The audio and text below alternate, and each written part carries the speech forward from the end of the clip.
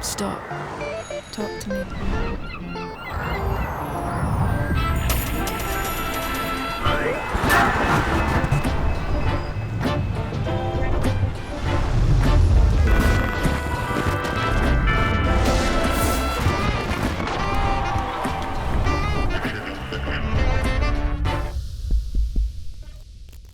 Hi, Grant. Hey, Crystal. How are you today? I am really good. How about you?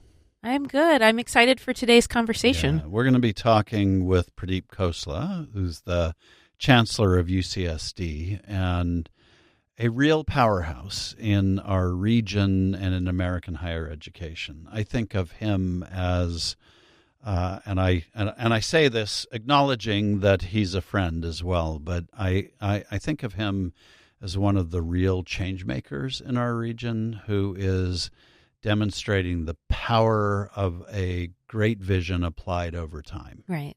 And I think as the chancellor or the head of UC San Diego, he's really brought about the next iteration of what that university is to the city and the county. Yeah. And he's very clear that he inherited a solid foundation, a good institution, but it was interesting because he inherited an institution that was very new and had to figure out how to build it into its next iteration of what it could be.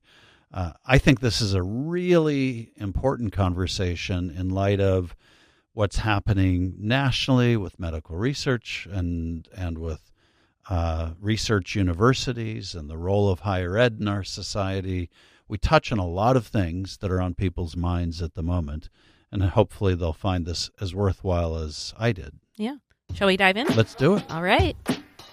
Chancellor Pradeep Khosla, so good to have you here with us. Thank you for being here. Thank you, Grant. Really good to see you again. It is always good to see you. I think we need to start for our listeners by acknowledging that your real claim to fame, although you are Chancellor of UCSD, is that you came from Pittsburgh.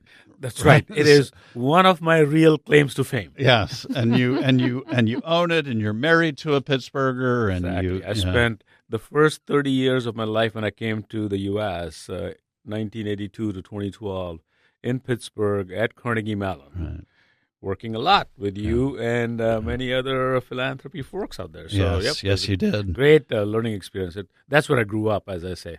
Well, a lot of us grew up during that time, and you, it was one of the great surprises for me when I moved to San Diego to discover, because you were one of the very first people who reached out to me, that you were here. And not only were you here leading UC San Diego, but you had built it into quite a behemoth at that point. And I'd love for you just to talk for a little bit about the change agenda that you came in to your role as chancellor with, and what you were focused on in that initial decade. Right. So, there's multiple ways to look at what happened here. So when I first came here, people asked me, like, what did you see at UC San Diego that you wanted to come here? So the first thing I saw was a very public institution that was just bigger and public compared to Carnegie Mellon. Great sciences, great life sciences, great engineering, and also great arts that were not well recognized, right? So I could see my 30 years as having impacted on a small private scale to coming to a public institution and really broadening the impact and rethinking, or at least in my mind, defining public education.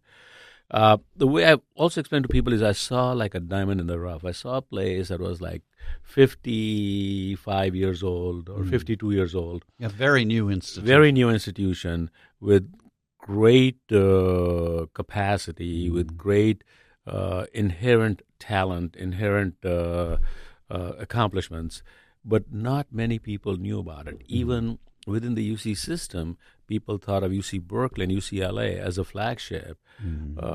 So I just made that irritation my goal, to remove that irritation in my head. Right. And the way I was going to do that was making sure that people recognize UC San Diego as in the same breath as UCLA and UC Berkeley. Now, That's the chancellor's complex, but what can I say? Well, and it has served you well. I think people, including, it certainly was true of me when I came here.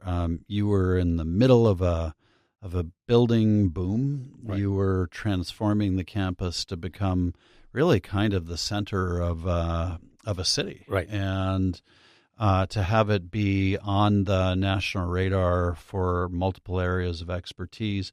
Was that your goal coming in? Did you know that's what you wanted to do, or did you figure out that was the goal? That was once my you goal arrived? after I came in. So after I came here, I spent the first 18 months building a strategic plan, but part of the goal was to really go out there and talk to people. So the more I went out and talked to the local communities out here, the more I realized that they did not recognize UC San Diego as one of their institutions. They saw us as, hey, you're up in La Jolla, you're up on the Mesa, you're a very elitist place, you don't like the common folks, you kind of bring people. That was from all outside. the reputation. Completely. And especially, in San Diego, we call it South of 8, which is where a lot of the underserved communities is, right? So the first question for me was, what is the role of a public institution? And we'll talk about that in a second. The next question for me was, like,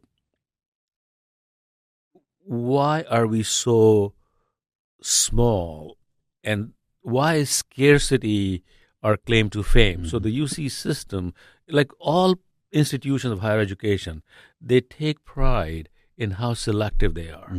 So in my mind, they're taking pride in making their assets and we're making their capabilities scarcely available. Right. And that does not make sense to me. Yeah. Right? So my goal was to look at, can I think of abundance and can I think of quality simultaneously?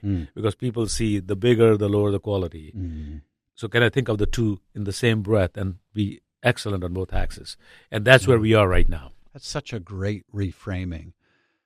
Well, let's dive into this question of what a public research university is for. So you realize that one of the ways that you wanted to change the institution was to make it more available, as it were, to the community. But let's step back from that for a moment and talk about why are public research universities important, number one, and why do they matter to a region like San Diego? Right. Why was it? So one can look at it multiple ways, right?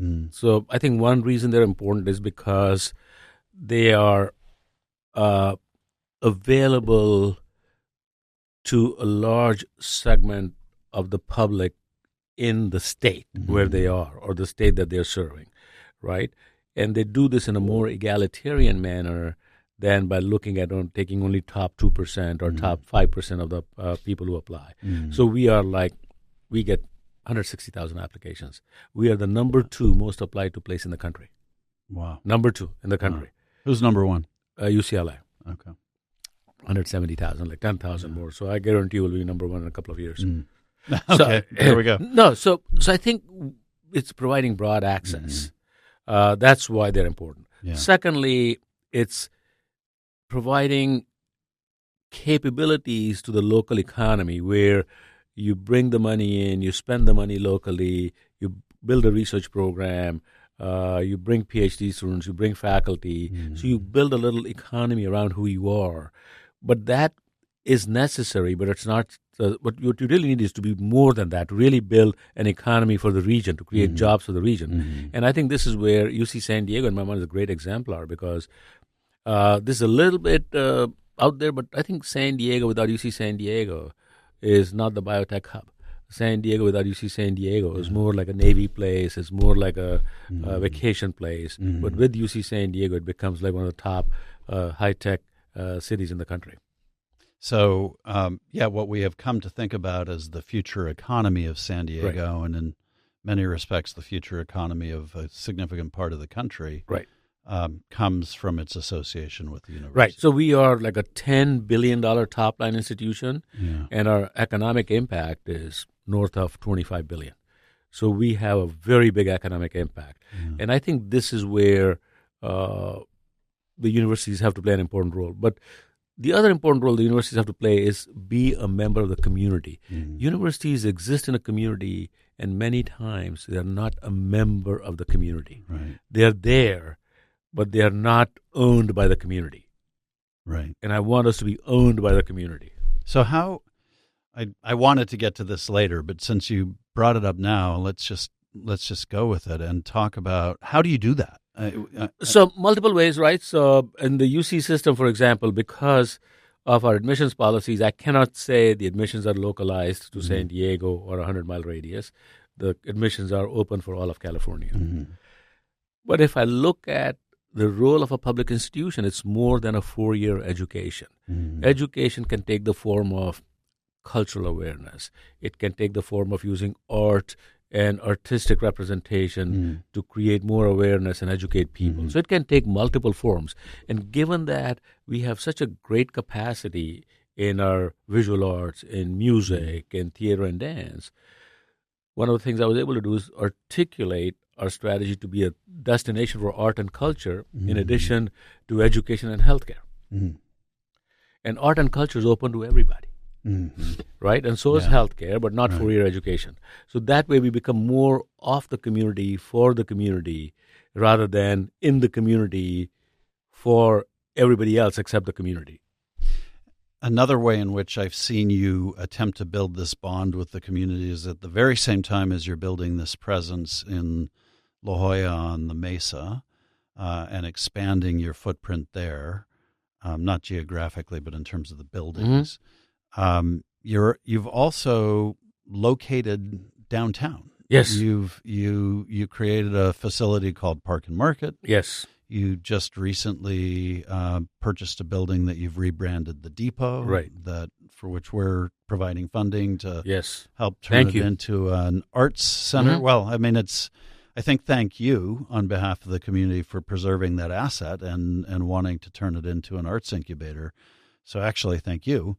But why would a university that is really has this status of being a top tier research university also be focused on trying to reach out to the community in the way that you are? Because remember, research is not the only goal we have. Our goal is education. And in my mind, education takes a broad range of definitions from a 4-year program, a master's program, a PhD program, to as simple as managing the Birch Aquarium and having a sixth grade class come to the aquarium and tell them more about climate change and ocean acidification and the marine life. So I see our role as much broader than just a typical 4-year institution. Yeah, which I so appreciate about your leadership of the university. I'm going to bring us back to the research university role again, though, for a moment. And I think it's important in the context of what we see happening in America right now and the challenges facing research universities. And at the moment, as a result of a series of unexpected federal actions, you're looking at an environment where you're having to respond fairly constantly to budget cuts and revocations of student visas. And what is it like to lead in this environment at the moment? Actually, it is really challenging to lead in this environment, not because of what is happening, but because we don't know what will happen tomorrow. So there's whole range of uncertainty. So if I knew with certainty that I was only going to get 1,000 visas a year, for example, and no more, then I know how to manage, how to grow the place, how to manage the place within. But if I don't know how many visas I'll get, who will get it, who will not get it, when would they be revoked, would personal liberties be violated, it creates a very challenging situation as a leader to really articulate a mission and a vision based on equity and justice, while what we are seeing out there is not quite supporting the vision we have. Right. How do you manage as well the the budget uncertainty that you're seeing, and you've been fairly outspoken about this. Right. The concerns that you have and your colleagues around California and the country have spoken about it as well, that medical research, various types of scientific research are being threatened. What are you actually looking at in terms of the threats to budgets? The federal government has a role in supporting research. And in my mind, when they support research, they are basically reducing the risk of discovering the unknown and then using the risk reduction to then go further and commercialize it, right? I mean, that's the pipeline, how it works. If the federal government decides not to support research, I think it'll be extremely unfortunate, because this country, the economy is 100% or 80% or 90% technology driven. Without technology, there is hardly much economy or the growth that we are seeing, right?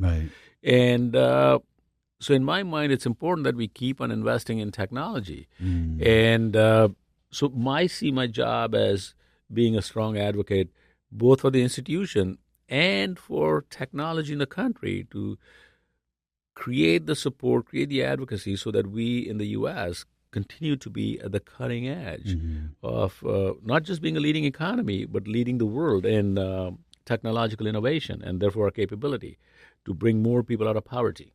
Yeah, I'm curious how you think about making that case in an environment like this, and there are multiple levels of this. And because you had a university, you have to deal with them all. Lucky you, right? but at one level, it's stating the institutional case for why funding of scientific research matters to the future of the country. That's one argument. Then there's the argument about civil liberties and the rights of students and faculty to do things that you do or don't agree with, but that are still enshrined in the Constitution or protected. And then there's the importance of not sending the wrong signals about this being a welcoming environment for intellectual inquiry and for all in an environment where all of these issues are hotly politically contested, and you're trying not to get into the politics.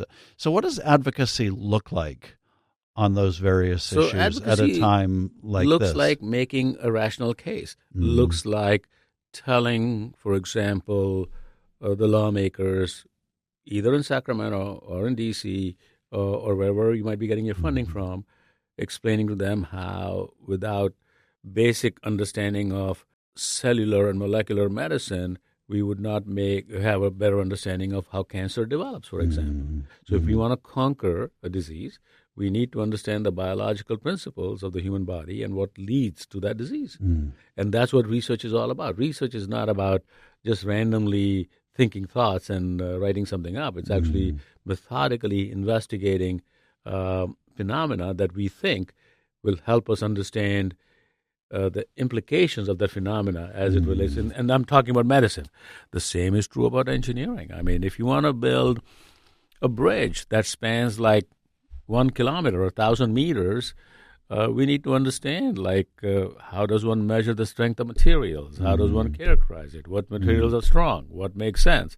So if you look at the history of technology, it's not recent. The history of technology is at least 70-some years old, where we have been building from the steam engine on. We're building more and more technology, becoming better and better at extracting more and more value out of the materials we have and making our livelihood or our living more efficient and more productive. Right? So with the same land, we are now, feeding close to 8 billion people, and we'd be feeding 10 billion people. So we need to understand how to improve the productivity of the land. We need to see how the disease is not going to take your crop production down, right? We need to understand how the rainfall patterns are changing and how the crop production. You see what I'm saying? So I can just go down the list. I mean, research is everywhere.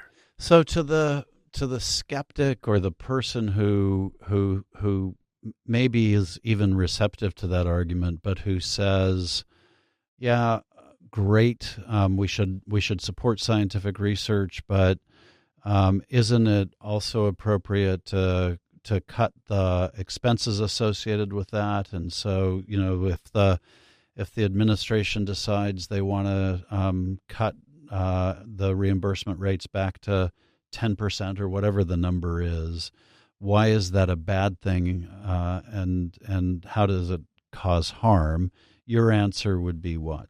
So my answer would be that long time ago, the reimbursement rate, or what's now called the facilities and administration. Okay, so when you do research, lay this out for us. Let me just explain it. When you do research, there are what we call direct costs. There is the cost of the faculty member and her compensation. There is a cost of the test tubes. There's a cost of some microscopes or some facility or some instruments that we need to understand the phenomena we are looking at. Then there are indirect costs, like the building you need to be in, like the janitorial services, like the light, like air conditioning. So the building you're in probably has research from 10 different agencies, 100 different principal investigators, and you cannot say that this part of electricity is used for that project. So there's this cost that is smeared over this whole business of doing research. And that cost, which cannot be allocated to a single project directly, is an indirect cost. The federal government has ways to measure that. The auditors come to your campus. They tell you what is included, what is not included. They audit it every 3 to 5 years. And based on that, they come up with a rate. And invariably, the rate we would have is more than what let's say what they would allow. Yeah. So that's our rate is like 62%. Right. They say, no, we're only going to give you 58. Right? Because the facilities part and the administration part is capped at like 26%, if I'm not mistaken. Right? So there is a methodology behind this. This is not a random thing that me or the PI or my CFO gets up and says, oh, the answer is 29. This is not the McLaughlin show. So there's actually a method to it. Yes, and completely. Audited method. Yeah. And that system has been set aside, and now you're having cuts imposed on you in kind of a random way. And if I understand the stakes that you've laid out, the stakes are pretty stark in that the role a university like yours plays, at least on the research front, is that you're helping discover cures to disease. Right. You are helping move forward the realm of scientific inquiry. Even something like AI, which the whole country is talking about. We're in the middle of an AI race. Much of the original thinking around that and research has been done at universities like yours. Right. So all of that leadership is, in theory, in peril. Is that correct? If we don't figure out a way to adequately fund it? I think, look, the pendulum swings back and forth. I mean, the birth of the research university is a post-World War II phenomenon, because of a lot of technology that was developed during that time, we won the war. Right. And then a lot of migration happened. Great scientists came to the U.S., and then we kept on supporting more and more research. So so the federal government has been very generous in supporting research, right? So I think what we as recipients of that money and we as scientists and technologists need to show that we are using the money responsibly and that it's making an impact that is expected from us. So I think this is a conversation that needs to just keep on happening. I mean, there is no answer. There's no single answer which is going to be true forever. Yeah, you really are. I mean, I've known this about you for a long time. You're a believer in dialogue. You mentioned a moment ago rational conversation and rational thought. Right. And in the meantime, while you're trying to have that conversation, what adjustments do you make as an institutional leader? And how are you planning for this period of uncertainty? So institutionally, so if, for example, an expense is not needed today for to accomplish our mission, I basically put a stop to it. So would I like to have more new buildings? Absolutely. But are they like absolutely necessary for what we're doing today? No. So we're going to stop the construction of buildings. So we just have to be more thoughtful about how we are using our cash, how we're using our resources. We just have to keep on keep on being focused on our mission. Our mission is to educate and to discover knowledge, to create knowledge, and to disseminate knowledge. And I think that's what we should be focused on doing. I appreciate the calm way in which you think about this set of challenges, and that you're sort of resolute on trying to navigate your way through it as best you can.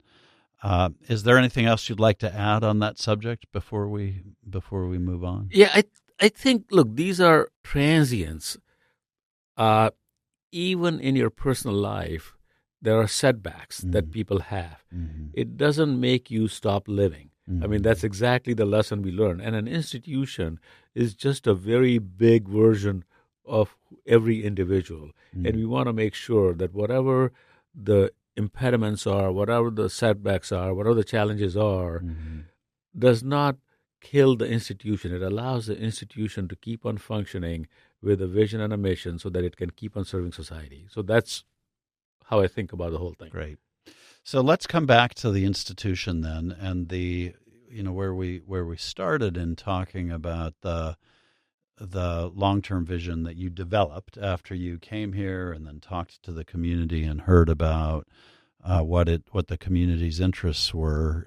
You really did invest heavily in building buildings and creating more student housing than I think any other. Is it what is the number again, or the statistic that you use, that you will eventually have more student housing? So we are the second largest housing program on any campus in the country.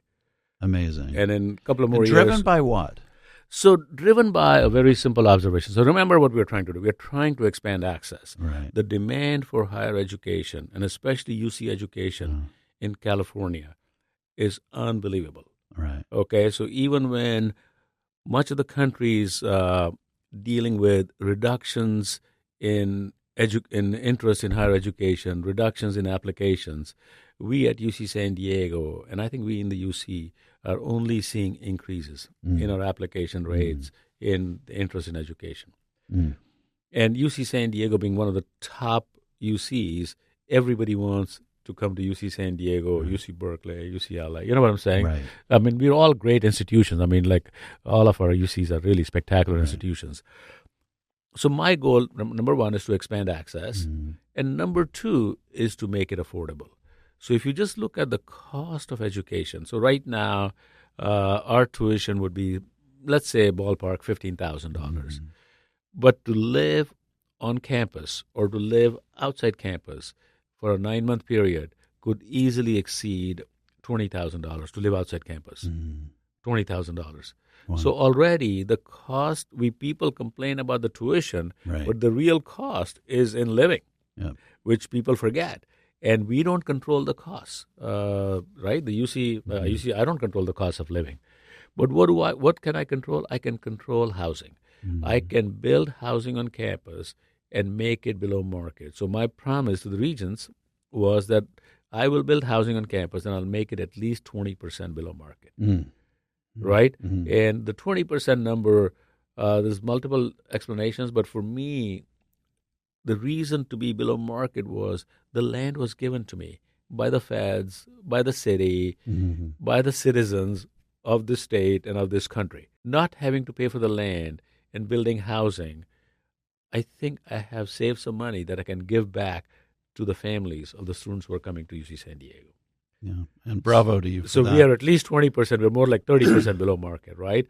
So that way we are controlling the cost of education, and we are creating more access. And I do believe that residential learning is the best form of learning. It's the best form of student experience. And I cut you off. You were about to say that in a couple of years you will be the biggest? The largest housing program in the country. Amazing. Right. So my goal is to guarantee 4-year housing at least 20% below market to everybody at UC San Diego. You know, I want to tie that back to what you said earlier in our conversation about leaning into an abundance philosophy as opposed to scarcity. Because it does seem as though higher ed, especially at the more exclusive levels, sort of did lean into this notion that to be considered the best, they had to turn away people and make it more expensive. Right. And I think some of the unfortunate backlash we're seeing in the country directed towards higher ed may be because of that. How did you see your way around that when you came into this role? I don't know how to answer that, because I do think that education makes an impact only when more people are educated, not when fewer people are educated. So to me, abundance has we got to write that one down. has to be the way to think about it. It cannot be that by controlling access, I'm making myself better. Mm-hmm. So you see, when I got here, we were, 24,000 students, something like that. Mm-hmm. And today we are 46,000. Mm. So people's view was, and again, look, I took a lot of flack from a lot of my own people saying you're growing too much. And in fact, there's a newspaper editorial like yesterday, saying how we have become ugly because we have grown so much. So, and I'll give you another example of why it's the wrong way to think about this. So we not only grew, but our 4-year graduation rate when we were 24,000 was 55%. 55%. 55%, which is very low, by the way. Yeah. Today, when we are 46,000, our 4-year graduation rate is 77%. So we not only grew, but we also improved the educational outcomes, performance of the institution and of the individuals, right? Yeah. So there are ways to think about this that people don't quite see. Somehow people think by controlling access, you create. I want us to be an elite institution. I don't want us to be an elitist institution. And controlling access, you make yourself elitist. Mm-hmm. I want to be approached by everybody, and everybody should see themselves at UC San Diego. Yeah. You mentioned that you wanted to provide another example of why. So when about 5 years ago, when we were thinking about when the light rail was supposed to be coming to town, right? So many years ago, they were going to come to UC San Diego, but somehow the campus said no, and it went to San Diego State. Okay. So when this opportunity came up one more time, this time I said, we want the light rail to be coming to UC San Diego. Right. So we will carve out a piece of our property, and we will give you the rights to go on that. So we had a conversation with the city and the county. There are a lot of people who said, hey, you're going to create easy access to campus. We're going to get people who we may not want here. And in my mind, I don't think of people I don't want in my neighborhood. I mean, if there's some such person, then I want to be able to find a way to give that person an opportunity to change and not cut off access. Yeah. We are a public institution, so I wanted to be connected to the neighborhood. So the way I positioned this was the light rail will allow us to go into the community and for the community to come in. So it's a two-way movement of people back and forth, which is what we are trying to do, build deeper connections. It's so interesting. I mean, I'm immediately reminded of the metro system in D.C. and how it didn't go to Georgetown for precisely the same reason. That people decided that they didn't want subway riders in there, arriving in their neighborhood. So when the light rail, when we said we're going to bring it to campus, that's when I bought the building in Park and Market, because that is also a light rail stop. All right. So there are two stops, one on my campus and one here, both reflecting each other in a philosophical way, who we are into the community and who the community is into us.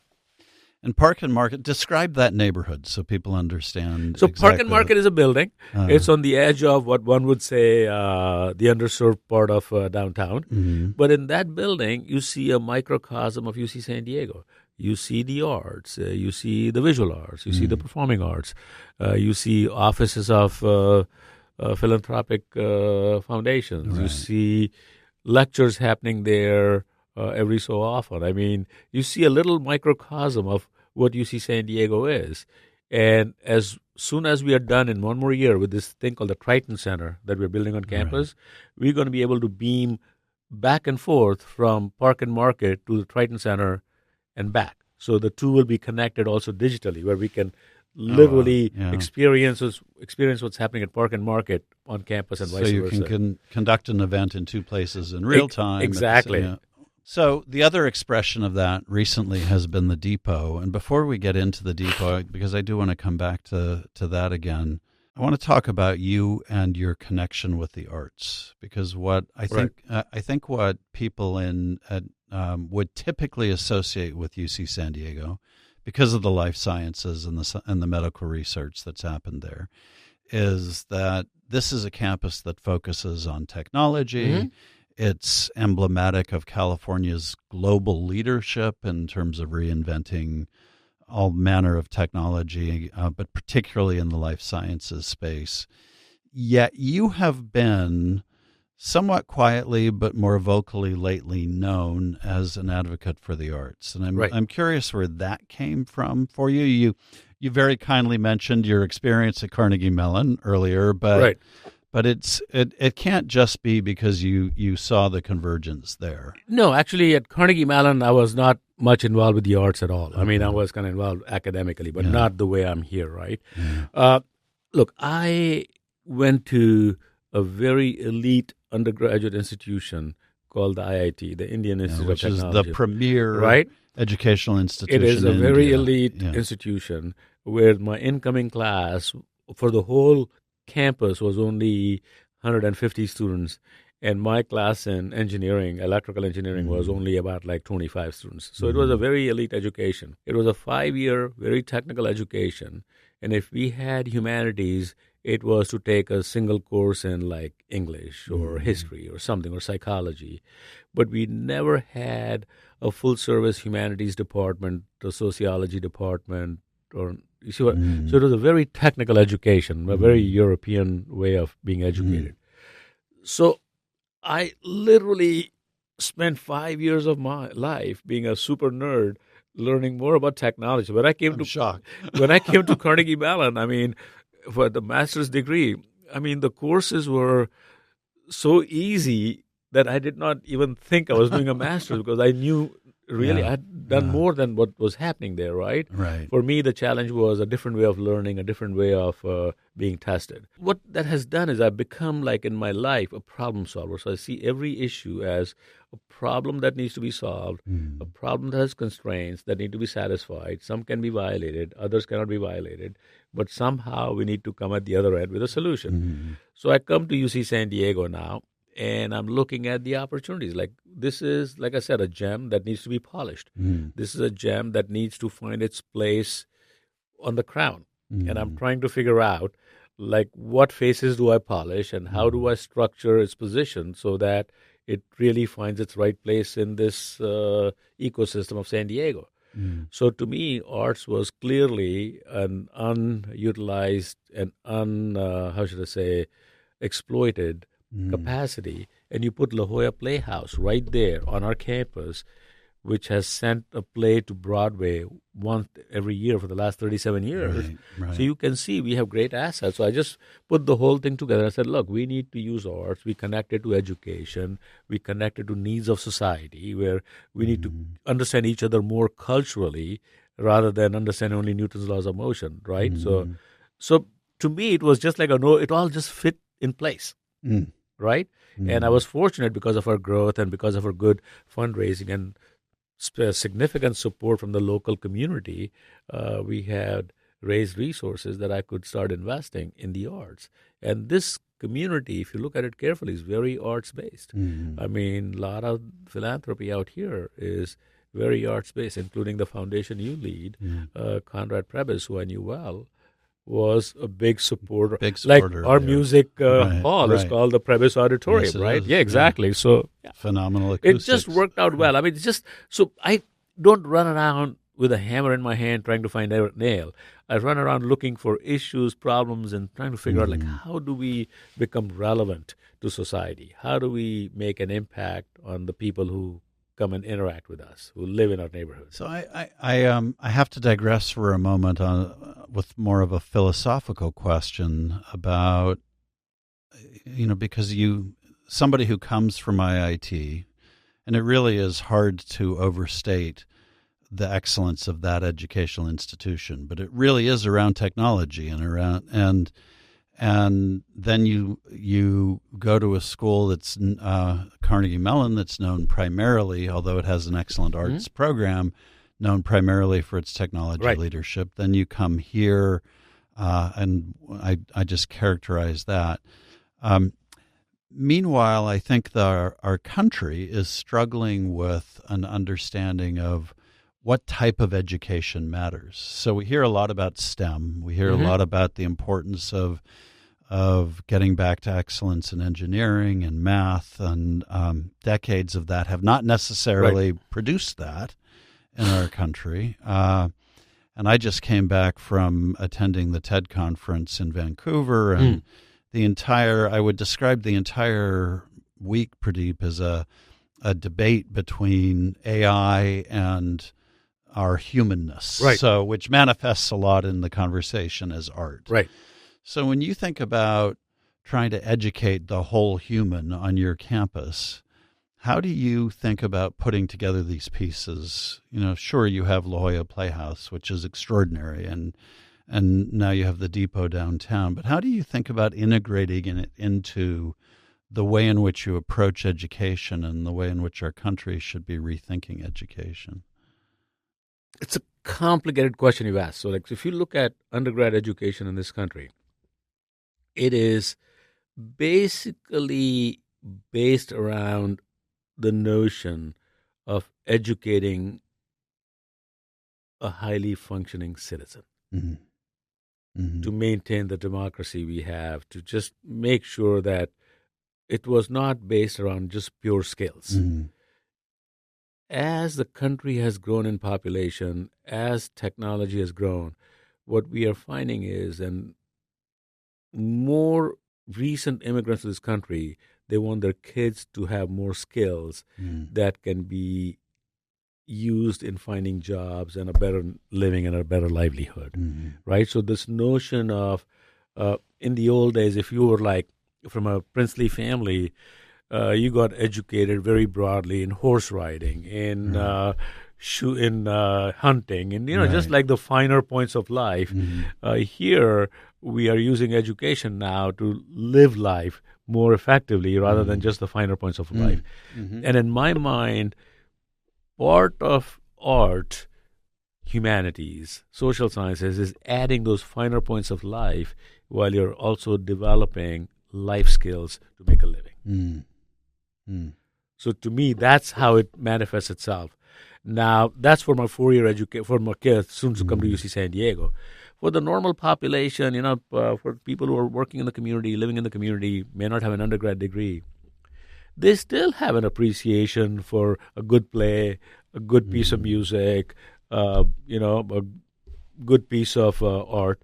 So we want to use those assets that we have also to bring these people to campus and expose them to art of multiple cultures, art of multiple countries, ethnicities. And that way we become a more holistic, integrated, inclusive society. So in that vein, say a little bit about why it was important to save the Depot to you.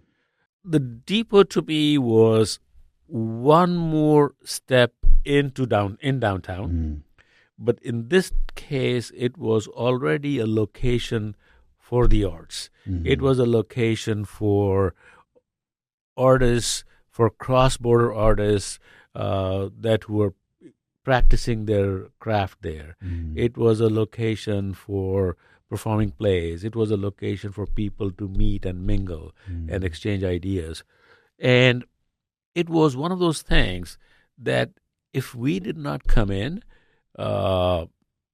my fear was it would be taken over by some commercial enterprise and it would be turned commercial. And because I had this interest in literally preserving cross-border interactions. So I see San Diego, I think of ourselves as like a binational city. I mean, I don't think of ourselves as a single nation city, right? Yeah. This whole region, we all think of ourselves as a binational city. Yeah. So Depot was actually a moniker that actually captured that. So for me, it was important that somebody save it. It did not have to be me.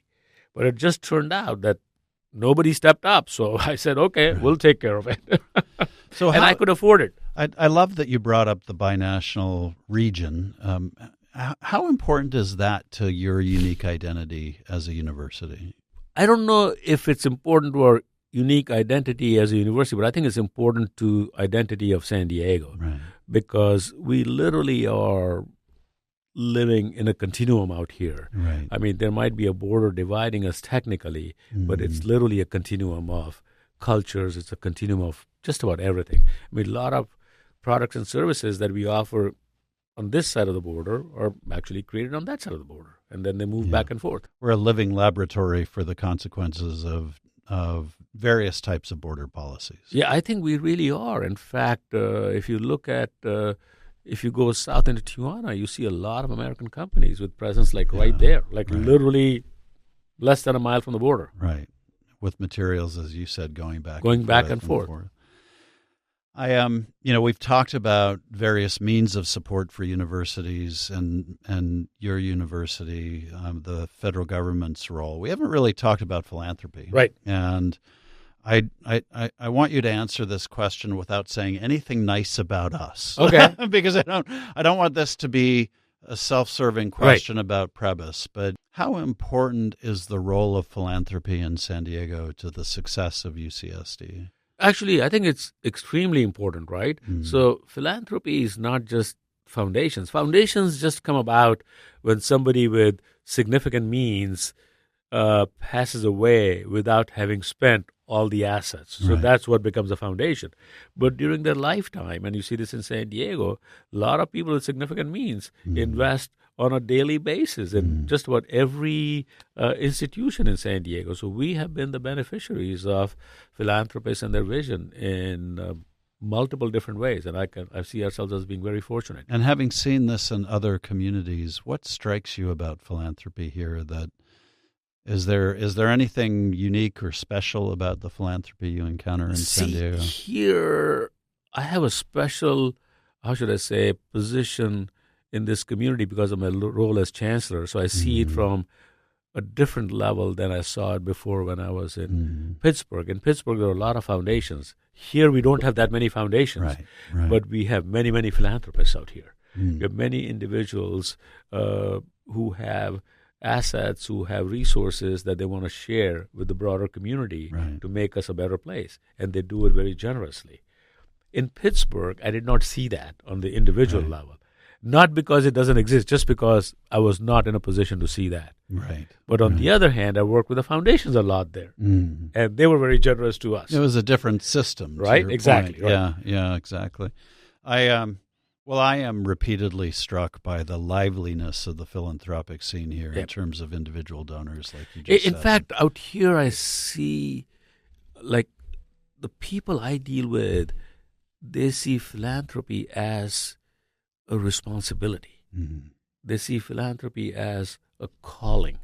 It's actually interesting, and that fundamentally changes the way they have conversations in terms of support and who they are supporting and why.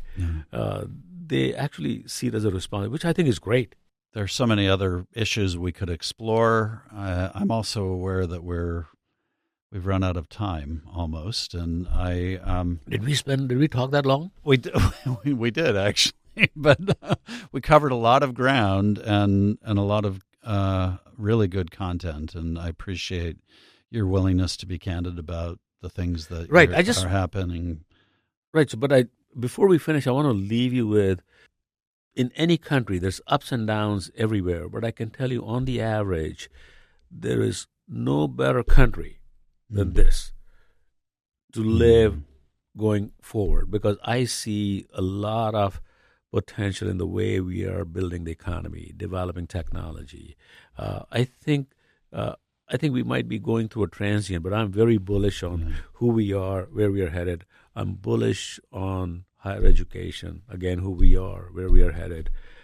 In general, a very bullish person, even though I might be pessimistic every so often, but in general, I'm bullish. I appreciate the long-term view that you take, and I hope you're right about all of those things. And I think absolutely we have to believe in the direction that the long-term direction of the place that we call home. Right. So, and this is home for me. Yeah, and thank you for your contributions to that. Which leads me to my final question, which is, and I hate this question in a way because it feels like it's a setup to a person who's about to retire, which I hope is not the case. Right. But it's the legacy question about when you think about what you hope will be your legacy in your role as chancellor. What do you really want to be able to look back on when your time is done and say, yeah, during my time, we accomplished this set of things? I think there will be a lot to enumerate, but conceptually, I would look back and say during my time, we expanded access in ways that very few institutions did, and we made it affordable enough that very few institutions did in those many ways. And of course, the state has helped too, don't get me wrong. But the expansion of access, the way we have done it, I can guarantee you there are hardly any institutions in the country that have expanded so fast while delivering the outcomes for individuals. Well, Pradeep, I think you're obviously well on your way to accomplishing retirement. Yeah, no. Let's hope not. I really do. I will say this, that I think regions are defined by the caliber of the leaders that they have in place, and we're very fortunate as a region to have you heading UCSD. And I don't say that just because you're a friend, but because you are making a material difference in the role of the university. I appreciate that, but I can tell you I'm fortunate to be in San Diego because the community here is so supportive. And I have been fortunate to have such a supportive community. Great. Even when I've made some mistakes, they've been behind the institution, behind me. So all right. Thank you, everybody, who's listening. Thank you. All right. Well, what do you think? I appreciate how big UC San Diego is in terms of like all the things it does and all it is to the community.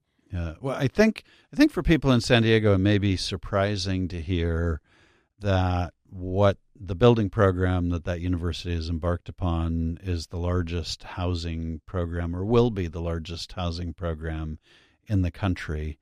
And why not in a community where there is housing scarcity and where that's so important in terms of reflecting the growth of the institution. For me, that was maybe the best entry point into understanding the vision that Pradeep was laying out, which was about making this very valuable education more broadly available to more people.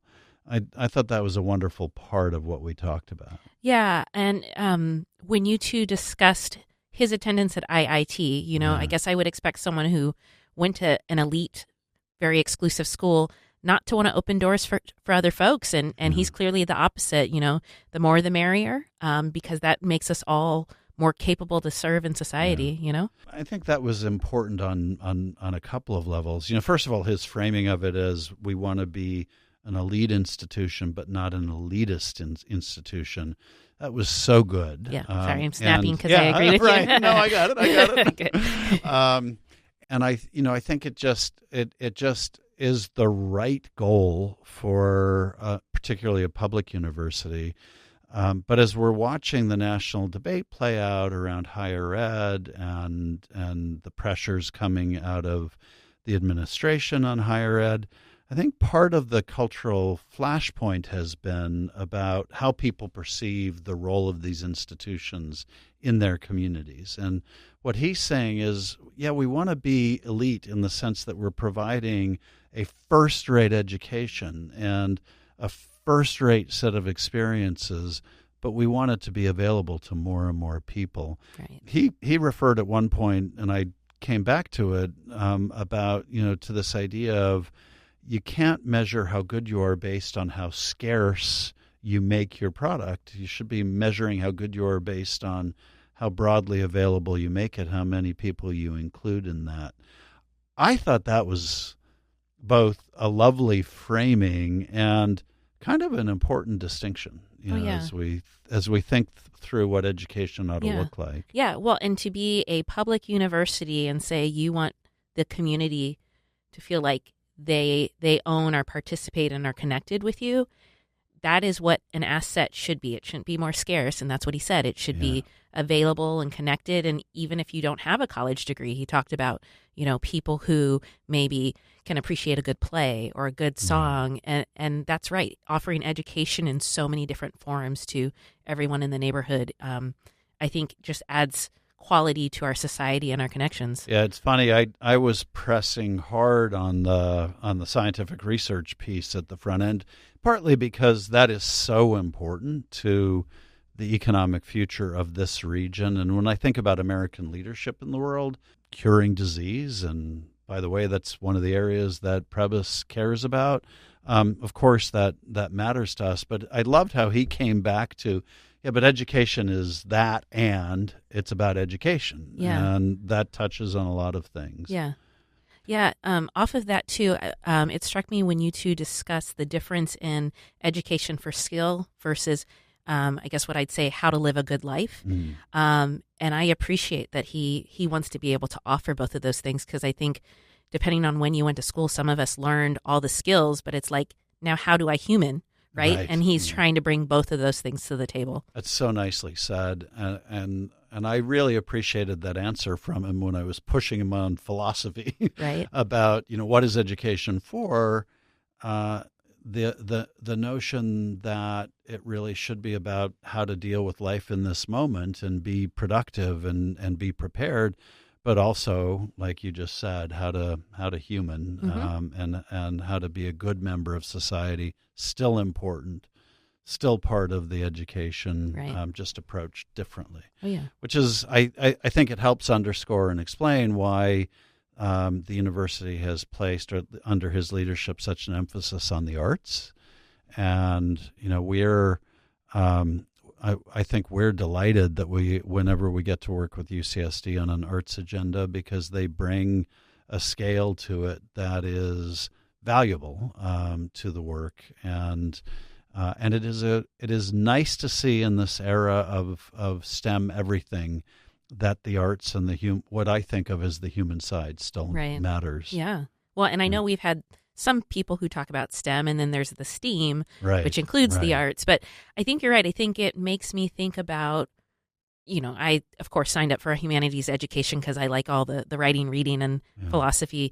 But I think he's talking about a whole human. And when I think about, the kind of society we want to vote and engage, we want people who understand art and think and can stop and celebrate resources, but can also do some math. Not all the math, but some of the math, So it's great. Yeah. A couple of other things I appreciated about the interview. I appreciated that he talked about the importance of listening to community, even in a role where I think sometimes heads of major institutions, and universities in particular, don't think of their community as broadly as he did when he came in. So that's important. I think there's an important lesson there generally for anybody coming into a community in a new role, to spend some time thinking about the broader community and what it needs out of this august institution that is in its midst.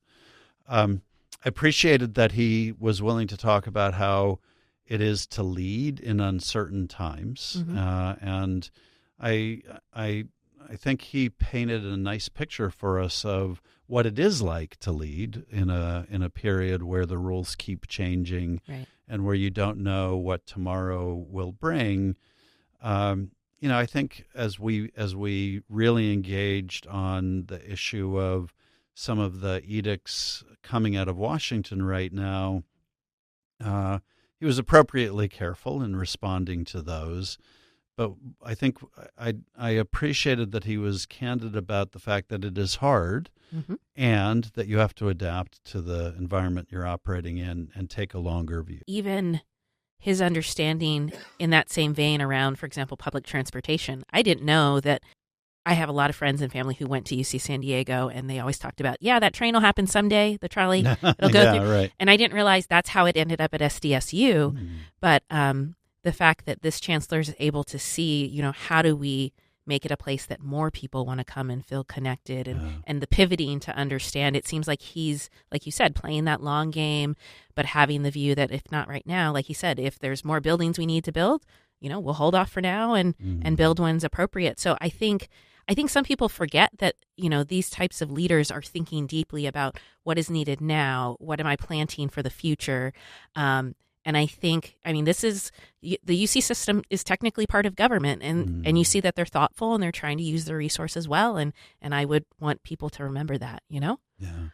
Actually, I'm so glad you brought that up, because the trolley is probably a perfect metaphor for much of what we spoke about. And it's really important to acknowledge this is, higher ed in America right now is one of the flashpoints in our society. It's hard to lead an institution like that, period.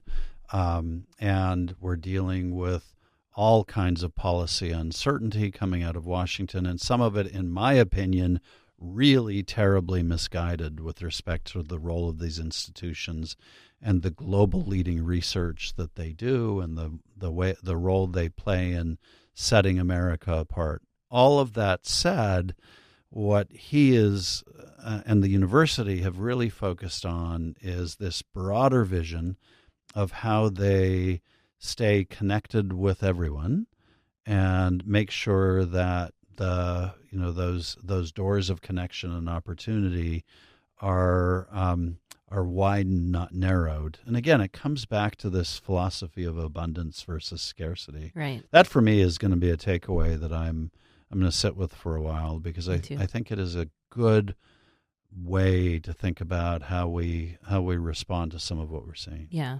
The Tritons play an important role in San Diego County as the mascot of UC San Diego.